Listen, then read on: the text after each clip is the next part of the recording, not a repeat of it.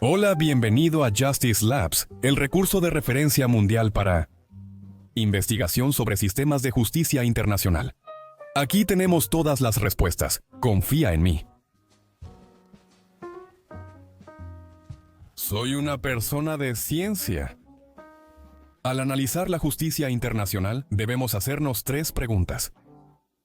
Pregunta número 1. ¿Qué se supone que debe hacer un sistema de justicia? Pregunta número 2. ¿Qué es lo que realmente hace un sistema de justicia? Y pregunta número 3. ¿Cómo lo hace? Por suerte, los sistemas de justicia y las sociedades en el mundo son muy distintos, lo que permite compararlos y analizar qué funciona y qué no. Pero primero debemos entender para qué sirve el sistema de justicia. Un segundo. Espera, ¿qué demonios? Se suponía que no debía apagar todas las luces, así que la percepción general del público sobre la prisión es que es una medida preventiva. Si las sentencias son duras y las cárceles son estrictas, eso equivale a tasas de criminalidad más bajas. Eso tiene sentido cuando lo piensas. Quiero decir, si hacemos que las cárceles sean los lugares más desagradables del mundo, entonces la gente hará todo lo posible por evitar ir ahí, ¿no? Bueno, veamos. A pesar de tener solo el 4% de la población mundial, Estados Unidos tiene casi una cuarta parte de los prisioneros del mundo. Estados Unidos tiene la tasa de encarcelamiento más alta del mundo. Felicidades, son campeones en esto. O para decirlo de otra manera, en ningún otro país del mundo tienes más probabilidades de ir a la cárcel que en quien se llama la Tierra de la Libertad. Pensarías que, con tantas probabilidades de ir a la cárcel, Estados Unidos tendría la criminalidad más baja, pero no es así. Estados Unidos se ubica en promedio o más alto en casi todas las categorías delictivas. La tasa de homicidios en Estados Unidos es la número 94 más alta del mundo. Ahora podrías estar pensando, bueno, eso no suena tan mal. 94 suena como a la mitad de la tabla, y tendrías razón, es más o menos a la mitad. Pero es una tasa de homicidios más alta que en lugares como Somalia, Pakistán, Libia y Siria, y esas estadísticas ya están ajustadas por las diferencias en el tamaño de la población.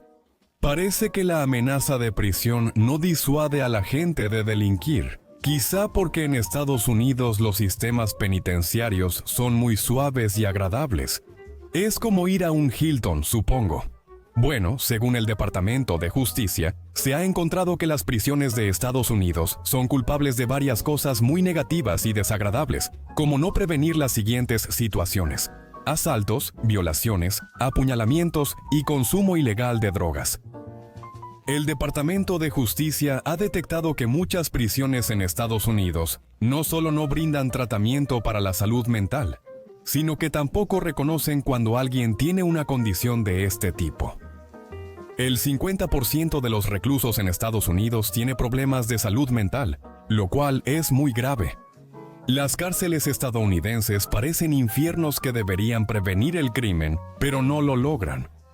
Quiero empezar diciendo que hay una razón para esta anomalía estadística, o al menos una razón, y eso se debe a cómo Estados Unidos categoriza el crimen. Algunas acciones que en Estados Unidos se consideran crimen, en otros países solo son faltas menores. Por ejemplo, en la mayoría de los países portar poca marihuana para uso personal suele resultar en una advertencia la primera vez, multa la segunda y posible cárcel la tercera. En muchos estados de Estados Unidos te encarcelan desde la primera vez. El argumento de la cárcel como elemento disuasorio en realidad empieza a tambalearse cuando empezamos a ver los crímenes capitales y cómo se castigan los crímenes capitales. Estados Unidos ejecuta la sexta mayor cantidad de criminales en todo el mundo. Son más ejecuciones que en Somalia y Pakistán, pero la tasa de homicidios en Estados Unidos sigue siendo mayor. ¿Cómo es posible? Si el castigo máximo fuera el mayor disuasivo, eso no debería ocurrir. Pero entiendo lo que podrías estar pensando, y es que Pakistán, Somalia, estos lugares son muy diferentes a Estados Unidos en cuanto a cultura, educación y nivel socioeconómico. Quizá esa sea la razón de la diferencia en las estadísticas. Y si lo comparamos con un país similar en esos factores como Reino Unido, La tasa de homicidios del Reino Unido es significativamente más baja que la de Estados Unidos, incluso tomando en cuenta la diferencia de tamaño de población, aunque aquí no hemos ejecutado a nadie desde 1964. En Estados Unidos, el 36% de los criminales liberados vuelve a prisión en 2 años. En el Reino Unido, el 47%. En Australia, es el 39%. En Alemania, es el 45%. En Canadá, es el 35%. Y en Chile, es el 50%. De hecho, en casi todos los países estudiados, la cifra siempre es del 31% o más. Casi un tercio de los criminales que ingresan al sistema de justicia y son liberados, regresan en 2 años. No todos los países. Noruega tiene una reincidencia del 20%. La pregunta es, ¿por qué? Muchos dirán con razón que Noruega es un país pequeño. Tiene poco menos de 5,5 millones de habitantes. Y las personas que ven esto obviamente dirán, bueno, en realidad este tamaño de población es mucho más pequeño y mucho más fácil de controlar. Y esa es la razón de la tasa de reincidencia mucho más baja. Lo que no mencionan es que en los años 70, Noruega tenía una reincidencia del 70% y un sistema penitenciario muy parecido al de Estados Unidos. Aproximadamente a principios o mediados de los años 90, la tasa comenzó a bajar significativamente hasta llegar al 20% y se ha mantenido ahí desde entonces. Singapur tenía tasas de reincidencia similares al mundo, cerca del 40%. Al igual que Noruega, también tenían un sistema parecido al de Estados Unidos y al del Reino Unido. Y como en Noruega, alrededor de mediados de los 90, empezaron a cambiar un poco su sistema y su forma de pensar. Y la tasa de reincidencia comenzó a bajar hasta alcanzar su mínimo histórico de 22% en febrero de este año. Quizá pienses que estos países son muy distintos a Estados Unidos en tamaño, cultura, nivel socioeconómico y educación, y por eso existe tanta diferencia entre ellos y Estados Unidos. Y si usamos un ejemplo más representativo, ¿existen lugares en Estados Unidos con iniciativas y resultados similares? Sí. Michigan en Estados Unidos cambió hace 10 años su sistema basado en el castigo por uno diferente y también vio disminuir la reincidencia. Ahora está en 27%, la tasa de reincidencia más baja en Estados Unidos.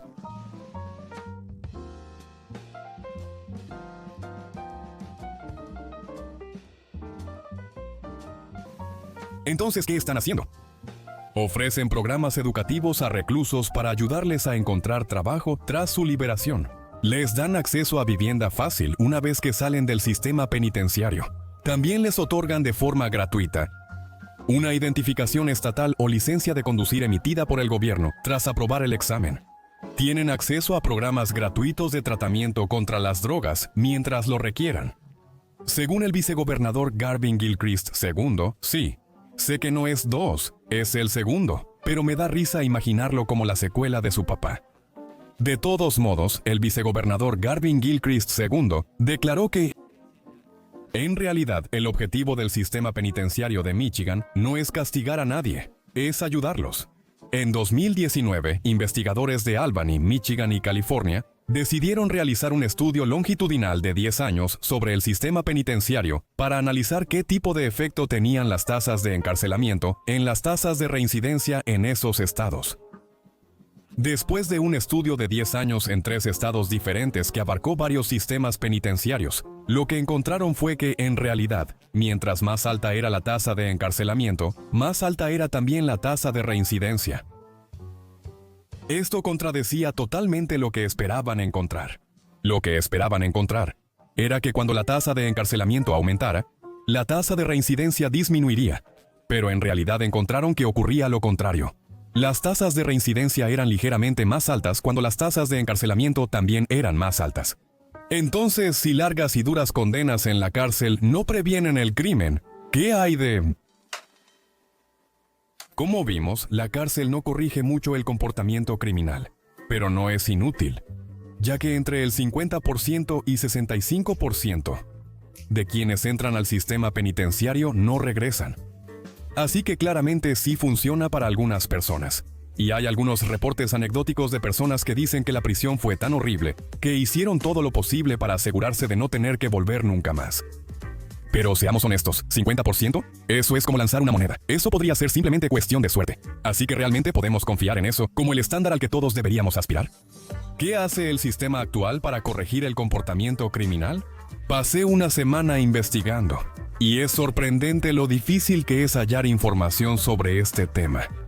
Muchos sistemas penitenciarios y sitios web gubernamentales hacen alusiones vagas a cosas como un programa de trabajo o un programa educativo, pero muy pocos de esos sitios web, de hecho casi ninguno, realmente detalla en qué consisten esos programas.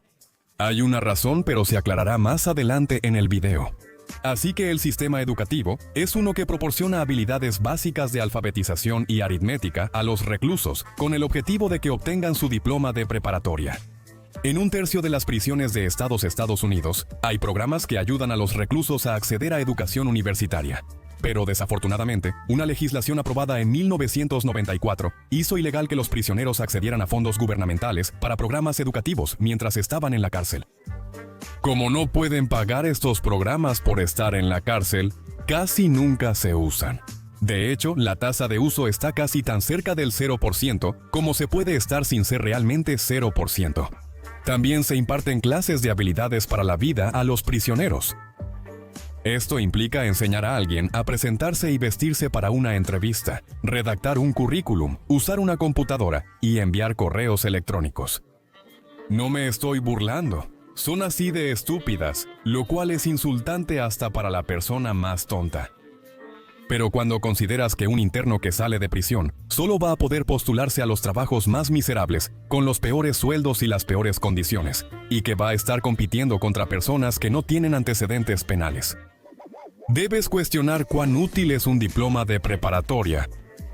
Y una estrella dorada en entrevistas realmente serán. El programa de trabajo en Estados Unidos no es lo que parece. La forma en que se presenta el programa de trabajo es que los prisioneros aprenderán habilidades laborales aplicables al trabajar en un oficio mientras están en prisión. Suena bien, ¿verdad? Excepto que lo único que realmente hacen los prisioneros son tareas laborales. Están moviendo cosas de un lado a otro. Están limpiando la prisión, están lavando la ropa o los mandan a un campo de trabajo penitenciario real para hacer trabajo manual. Así que si no están aprendiendo habilidades de vida transferibles que les ayuden cuando salgan de prisión, entonces, ¿para qué demonios les estamos dando estos trabajos en primer lugar?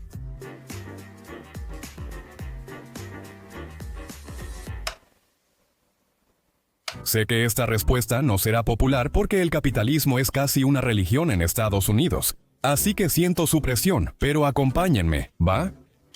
Te agrade o no, el capitalismo contribuye al problema carcelario en Estados Unidos.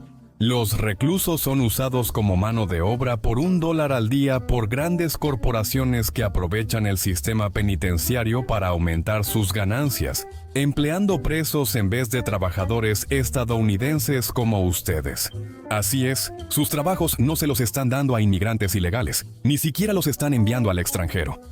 Dan sus trabajos a reclusos por $1 al día, un pago tan bajo que ni los inmigrantes ilegales aceptarían. ¿Qué oportunidad tiene el estadounidense promedio contra eso? Algunas de estas grandes corporaciones son Microsoft, Victoria's Secret, Walmart, Nintendo, McDonald's, Coca-Cola Industries y Costco. Y eso no es toda la lista, solo los nombres más destacados. Es mucho más extensa. Hay otro aspecto de la privatización del sistema penitenciario que definitivamente está contribuyendo al problema de la delincuencia en Estados Unidos. Y es que las prisiones mismas ahora son instituciones privadas en muchos estados. A esas instituciones se les paga mucho para encarcelar y mantener seguras a las personas. Mientras más prisioneros tengan esas prisiones, más dinero ganan. Así que realmente existe un incentivo de lucro para tener más prisioneros en la cárcel. En 2006, 2 jueces del condado de Luzerne fueron condenados por aceptar sobornos para sentenciar a jóvenes a largas estadías en centros de corrección, incluso siendo su primera ofensa. Si el sistema de corrección juvenil de Luzerne no se hubiera privatizado, no habría existido ese incentivo de lucro, ni habría ocurrido esa situación. Un sistema privatizado también tiene la obligación de crecer para ganar más dinero. Si preguntas a cualquier empresario del mundo su objetivo para el próximo año, todos responderán igual. Crecimiento, amigo. De eso se tratan las ganancias. Crecimiento. Tienes que crecer eternamente. Para un sistema penitenciario, implica buscar siempre personas para encarcelar. Durante los años 80, hubo dos grandes cambios que ocurrieron, pero es muy difícil determinar cuál fue la causa y cuál fue el efecto. Solo quiero que lo tengan en mente al explorar esto. Ronald Reagan lanzó su campaña de guerra contra las drogas, causando un aumento en las poblaciones carcelarias. Se creó y aprobó una ley para establecer la primera prisión privada de Estados Unidos. Ronald Reagan inició su agresiva campaña para justificar la creación de prisiones privatizadas, o las prisiones privatizadas surgieron para acomodar a todos los prisioneros adicionales que iban a ingresar al sistema. Es complicado, pero esto puede ayudar. Core Civic, antes Corporación Correccional de América, es el contratista de prisiones privadas más antiguo en Estados Unidos. Fueron fundados en 1983 por Thomas Beasley y Ted Onjuto. Thomas Beasley fue el presidente del Partido Republicano de Tennessee. Ted Onjuto era el presidente entrante de la Asociación Correccional Estadounidense, el organismo rector de todo el sistema penitenciario en Estados Unidos. Eso fue en 1983. Un año después, Ronald Reagan inició su campaña contra las drogas con la Ley de Control Integral del Crimen, 1984. Prisión privada creada en 1983 y campaña de guerra contra las drogas en 1984, lo que incrementó la población carcelaria y otorgó lucrativos contratos a contratistas de prisiones privadas ahora esenciales. Sí, eso sí que es para romperse la cabeza. Entonces, si las prisiones no disuaden tanto el crimen y tampoco corrigen tanto el crimen, entonces ¿por qué demonios metemos a la gente en prisión? La respuesta, en su mayoría, es el castigo, o para decirlo con su nombre elegante de científico, justicia retributiva. Tenemos prisiones principalmente para que el público perciba que se hizo justicia. El público suele querer que los criminales pierdan cosas, pues ellos hicieron lo mismo a otros. Entre más grave el crimen, más castigo exige el público, ojo por ojo, y similares. También podrías argumentar que las prisiones y cárceles existen como un método para remover a un individuo violento del público y así reducir la posibilidad de que ese individuo violento afecte a alguien más. Eso solo funciona si de verdad corriges ese comportamiento. Considerando que es como lanzar una moneda, hay un 50% de probabilidad de que lo único que estés haciendo sea mover ese problema de un momento a otro en el futuro. Esto es solo una conjetura mía. Pero realmente creo que parte de la razón, si no es que la principal razón, por la que los sistemas penitenciarios siguen siendo como son, es en gran medida porque la gente los ve como una forma de venganza legalizada. Muchos dicen que las víctimas y sus familias necesitan ver castigado al prisionero para sentir cierre y justicia. Pero ¿qué tan cierto es eso? Según Roberto Moller en Psychology Today, él realizó un estudio en Minnesota donde analizó cómo se sentían las familias después de ver que el criminal recibía su castigo. En este caso, se trataba de la pena de muerte para crímenes capitales. Solo el 2.5% de las familias sintieron cierre tras ver al criminal recibir la pena de muerte. Roberto Muller entrevistó antes a estas personas y les preguntó cómo pensaban sentirse tras la ejecución del prisionero.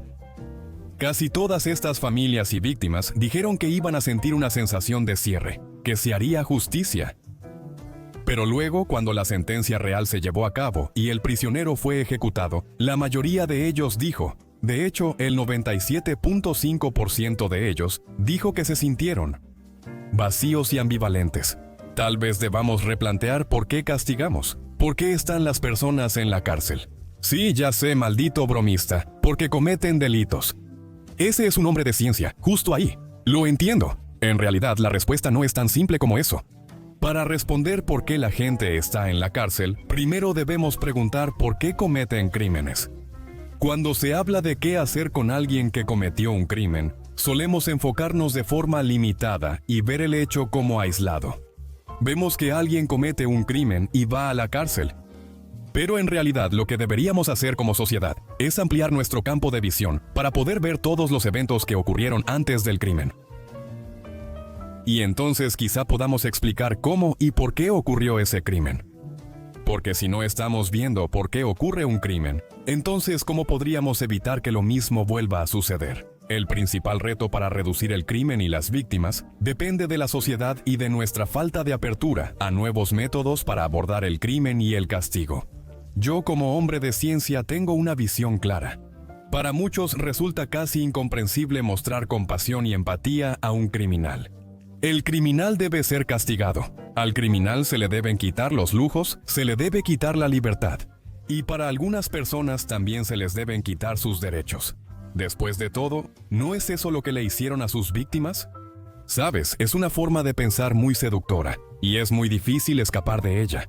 Yo mismo solía creer en la justicia retributiva durante mi adolescencia, y la mayor parte de mis 20s también. A medida que fui creciendo, mi forma de pensar empezó a cambiar un poco, y mi mentalidad empezó a transformarse incluso antes de que comenzara a investigar para este video. Ahora ya no me importa el castigo. No me importa el castigo, lo que me importa es algo mucho más simple y mucho más fácil de ver.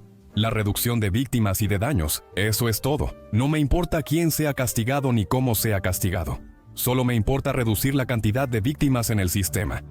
Eso es todo. Si me muestras la solución que tenga el mayor efecto en la reducción de víctimas, votaré por ella, incluso si va completamente en contra de mis propias creencias personales sobre el crimen y el castigo. Y eso nos lleva a nuestros amigos en Noruega y Singapur. Entonces, ¿qué están haciendo también esos tipos que el resto de nosotros estamos haciendo tan mal? Noruega, Singapur y algunos países ven la pérdida de libertad como el castigo principal. Consideran innecesarias las condiciones desagradables. Esto es algo con lo que tal vez todos podamos identificarnos un poco más ahora. Ya que todos hemos estado en cuarentena por tanto tiempo, se ha sentido un poco como estar en la cárcel, siendo totalmente honestos. Pero también hemos estado en casa con todas nuestras comodidades. Hemos tenido computadoras, televisores, Netflix. Puedes cocinar o ver a tu esposa cuando quieras. Pero todos sentimos que estar atrapados en cuarentena es bastante duro. La pérdida de libertad ya es castigo suficiente. En Noruega, los presos pueden salir y entrar de la cárcel cuando quieran. Pueden ir a otras celdas. Tienen las llaves de su propia celda. Dentro de sus celdas, tienen PlayStations. Tienen camas cómodas. Cuentan con televisores, baños privados. Y pueden usar la cocina para preparar su comida, incluso con cuchillos afilados. Y hay menos apuñalamientos que en prisiones de Estados Unidos, donde no hay cuchillos. Para la mayoría de las personas aquí en el Reino Unido, y me voy a atrever a decir que en el resto del mundo hay sistemas y actitudes similares a los de aquí. La idea de mostrar este tipo de trato a un criminal violento que acaba de agredir a una anciana se siente moralmente aborrecible. Eso es porque sigues pensando en vengar a la anciana. Cuando piensas en el verdadero objetivo de la prisión, tu mente cambia. Repite después de mí. Reducir víctimas es el objetivo. En Noruega, los convictos no están obligados a revelar antecedentes penales a un futuro empleador, a menos que la persona esté solicitando un trabajo con el gobierno, en el sistema educativo o en el sistema médico. Aún así, no les impide obtener el trabajo, solo deben informar el delito al empleador. En Noruega hay menos estigma sobre antecedentes penales, por lo que normalmente no impide conseguir empleo si estás calificado. La idea principal detrás de este sistema es que solo debes ser juzgado por qué tan apto eres para el trabajo y no por tu historial. En Noruega, la mentalidad no busca castigar a las personas, ayudarlos a reincorporarse y convertirse en miembros valiosos y útiles para la sociedad. Y cuando lo piensas, desde la perspectiva del criminal, ¿en qué sociedad es más probable que te reintegres? ¿En la que te ha tratado con hostilidad y juicio o en la que te ha ayudado? Si aprendemos a actuar según los estímulos del entorno, considera esto. ¿Qué cárcel tiene más probabilidad de generar reincidentes violentos? La cárcel número 1, donde debes pelear por lo básico como cigarrillos o jabón. Serás agredido o violado a diario. Vivirás con miedo y preocupación constante. Y los guardias te golpean, humillan y desprecian. O la cárcel número 2, que es algo así como un hotel mediocre. Si tu respuesta fue la cárcel número 1, entonces estás más jodido que las personas a las que encerramos. No existe ninguna situación en el mundo en la que podamos poner a una persona en una situación violenta y salga de ella siendo menos violenta. Estás completamente loco. En Singapur, de hecho, van un paso más allá y ofrecen educación universitaria gratuita a cada preso en cada cárcel. La idea detrás de esto es que si tienes un título universitario, eres más empleable cuando sales de la cárcel y, por lo tanto, es menos probable que reincidas. En Singapur puedes cumplir tu condena en casa con tu familia, no necesariamente en prisión. Obviamente hay restricciones sobre lo que puedes y no puedes hacer y tienes que seguirlas de manera bastante estricta. Pero mientras las cumplas, puedes cumplir tu condena en casa, donde aún puedes sentirte conectado con la comunidad, con tu familia, con tus amigos, con la sociedad en general. La idea es que al estar conectado con la comunidad y sociedad, es menos probable reincidir en delitos. Dinamarca inició exactamente el mismo cambio rehabilitador no hace mucho tiempo y redujo su tasa de reincidencia del 40% hasta el 27%, usando exactamente las mismas técnicas que han sido tan exitosas en Noruega. Leí una cita interesante del alcaide de la prisión de Bastøy en Noruega y me hizo sentido de inmediato. Él dijo: si tratas a las personas como basura, se comportarán como basura. Si los tratas como humanos, actuarán como tales. ¿No tiene sentido? Solo para mí. Tal vez soy raro. En la mayoría de las sociedades, los criminales son castigados con cárcel. Después son castigados otra vez con condiciones duras, violencia y confinamiento solitario en la cárcel. Se les hace sentir aislados de la sociedad y la humanidad. Al salir de la cárcel los castigan otra vez porque no encuentran trabajos con futuro y solo pueden aspirar a los peores empleos y sueldos. A veces los jefes que contratan a convictos abusan y les pagan sueldos ilegales, amenazando con denunciarlos por violar la libertad condicional si se niegan.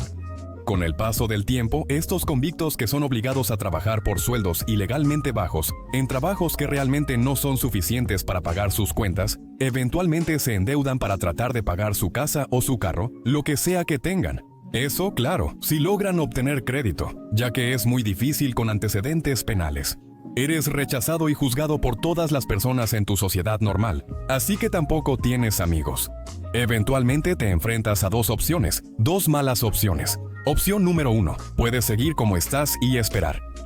Esperar que mágicamente mejore tu situación y puedas conservar un techo. Opción 2, puedes regresar al crimen, donde nadie te juzga ni rechaza, y es fácil ganar dinero.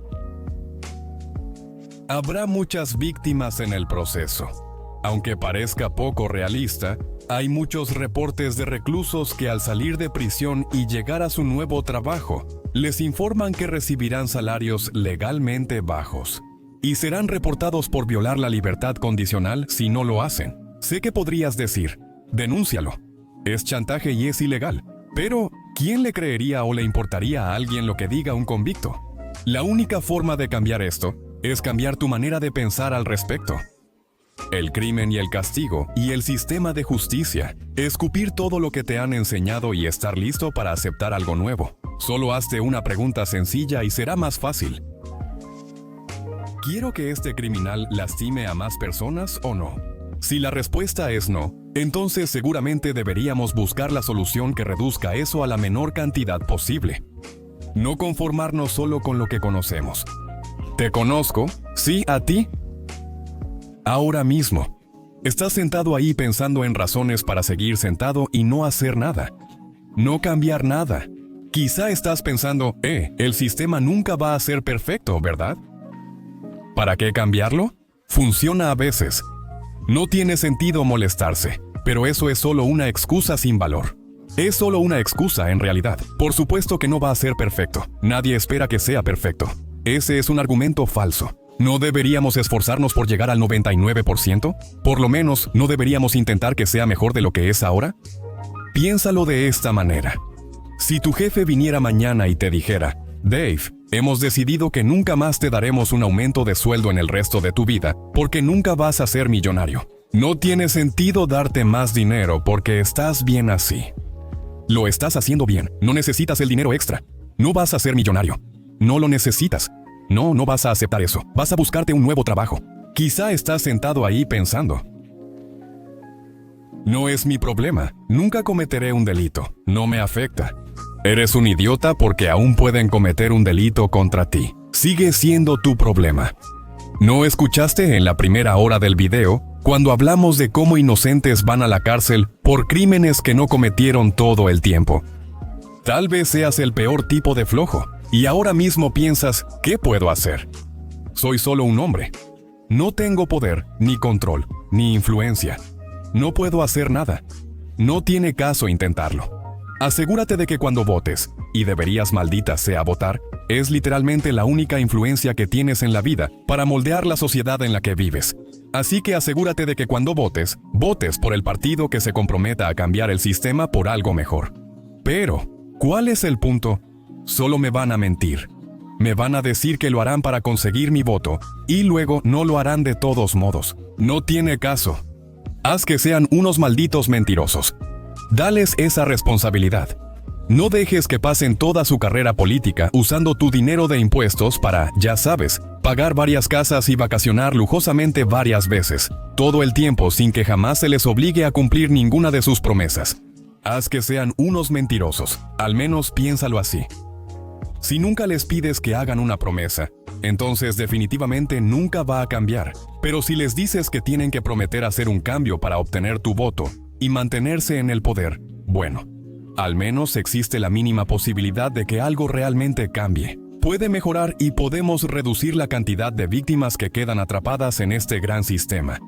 Ni siquiera es hipotético. Ya hay 3 países que ya lo están haciendo. Ya podemos ver los resultados de cómo podemos cambiar. ¿Y qué pasa cuando sí cambiamos? Solo tenemos que empezar a hacerlo, al menos. Tenemos que intentarlo.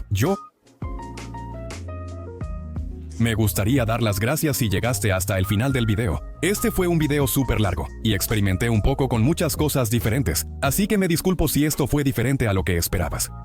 Espero que la gente lo haya encontrado informativo, y que lo hayan disfrutado, y que hagan todas esas cosas típicas de YouTube como suscribirse, comentar, bla bla. Eso es todo por ahora. Nos vemos en el próximo video.